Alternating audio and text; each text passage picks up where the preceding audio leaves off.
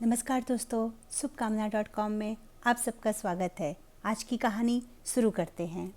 अरे बेटा, कोई चाहे अफसर बन जाए फिर भी आदमी के बिना औरत की इज्जत नहीं होती। सब उसे गलत निगाह से देखते हैं। हमें भी तो जिम्मेदारी से मुक्त कर, वरना लोग कहेंगे बेटी की कमाई के चक्कर में उसे सारी उम्र कुंवारा रखा। साधना जी ने अपनी बेटी शोभा को कहा। शोभा पेशे से एक इंजीनियर है। शोभा की नौकरी बेंगलोर में लग गई और माँ बेटी के साथ ही बेंगलोर आ गई। अकेली लड़की कैसे रहेगी अनजान शहर में। यही सोचकर कमल जी ने अपनी पत्नी साधना को बेटी के साथ भेज दिया। गांव में कमल जी, उनकी माताजी और बेटा बहू के साथ ही रहते थे। माँ को पिताजी रोज़ फ़ोन करते, अरे तुम घर यूं ही पड़ी रहती हो कि बेटी को भी कुछ ख्याल है? तुम तो शहर में जाकर बैठी हो। मुझे यहाँ रोज़ अम्मा और रिश्तेदारों की सुननी पड़ती है। अब तो शर्म आने लगी है। साधना जी, कैसी शर्म?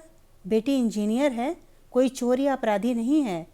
कमल जी, अरे लोग कहते हैं और कितने साल बेटी की कमाई खाओगे, अब तो ब्याह दो।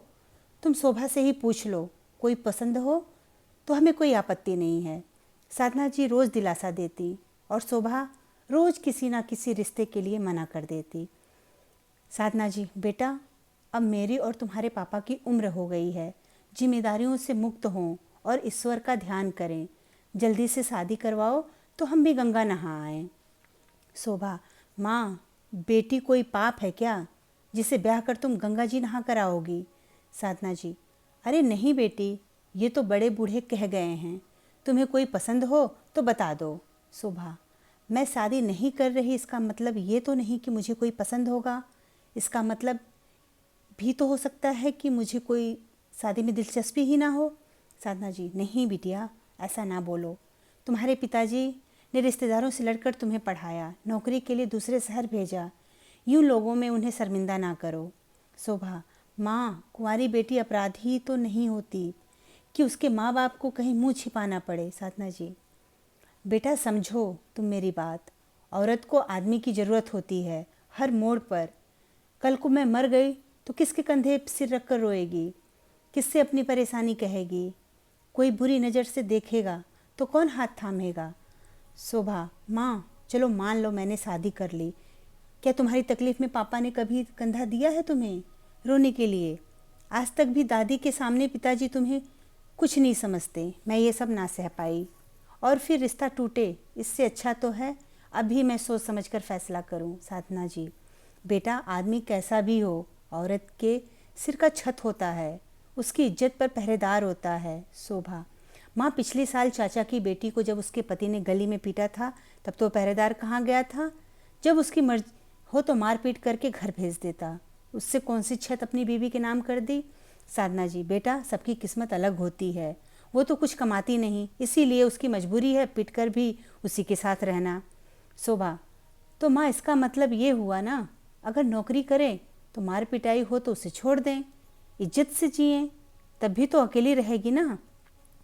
तब कौन सा कंधा या छत मिलेगी उसे? साधना जी, तू मुझसे बहस ना कर, तुझे शादी करनी पड़ेगी, मैंने कह दिया बस, हमारे कंधों से जिम्मेदारी उतारने दे। शोभा, तो ये कहो ना माँ कि बेटी बस जिम्मेदारी है जिसे दूसरे के कंधे पर डाल दो और भूल जाओ, फिर कह दो कि औरतों को कंधों की ज़रूरत होती है। साधना जी, तो तू बता, कंधों की ज़रूरत नहीं होती क्या? शोभा, माँ कंधों की ज़रूरत सिर्फ मुर्दा लोगों को होती है, क्योंकि वो अपने पैरों से चलकर शमशान घाट नहीं जा सकते हैं। और मुर्दा नहीं, औरत मुर्दा नहीं, जिंदा इंसान है। साधना जी, ये किताबी बातें बेटा एक उम्र में आएगी कि दूसरे के बच्चों परिवार को देखकर लगेगा कि काश मेरा भी कोई परिवार होता। शोभा, औरत का कौन होता है माँ, तुम तो खुद ही कहती हो इतने सास जिए, पति का सास, बहू के आते ही बेटा बहू का। बेटी को तो बचपन से ही सिखाओ कि पराई है, फिर औरत का कौन हुआ? साधना जी के पास शोभा के बातों का कोई जवाब नहीं था, बस शोभा को फटकार लगाती हुई रसोई घर में चली गई। शोभा भी माँ के पीछे पीछे रसोई में गई। माँ फैसला तो सुनाओ, औरत को कंधों की ज़रूरत है कि नहीं? साधना जी, हाँ भाई, जिंदा औरतों को कंधे की कोई ज़रूरत नहीं। जिन्होंने अपने सपने अरमान क्षमता को मार लिया वो खुद मुर्दा बन गई। उन्हें ही ज़रूरत है कंधों की, फिर चाहे वो औरत हो या आदमी। माँ बेटी दोनों खूब ठहाके लगा के हंसी। शोभा, चलो माँ, इस नए साल का सोच के नए बदलाव का स्वागत करना और पिताजी को भी समझाना। साधना जी, तू भी तो बदलाव कर बिटिया। माना जिंदा औरतों को कंधे की ज़रूरत नहीं, पर कोई ऐसा मिल जाए जो अपने कंधे से कंधा मिलाकर चले, तो शादी के बारे में भी सोचा जा सकता है ना। शोभा, वाह माँ, ये तो सही है, पर आजकल तुम्हें कौन ऐसा मिलेगा जो औरत के उठे कंधों से अपने कंधे के समान समझेगा। अगर कोई मिल गया तो गौर करूंगी शादी के बारे में। साधना जी, देखा आखिर माँ किसकी हूँ, बदलाव ला ही दिया तुम्हारी सोच में। शोभा, हाँ माँ, अब तक तुम पिताजी की कही बात पर अडिग थी, अब जब तुमने खुद अपनी सोच बताई तो मुझे भी बदलाव तो लाना ही था। चलो चाय पीते हैं। सच यही है, कंधों की ज़रूरत सिर्फ कमज़ोर या मुर्दा लोगों को होती है, जो अपनी राहें खुद बनाना जान जाएं, उन्हें नहीं। कहानी अगर अच्छी लगी तो सब्सक्राइब ज़रूर करना। धन्यवाद।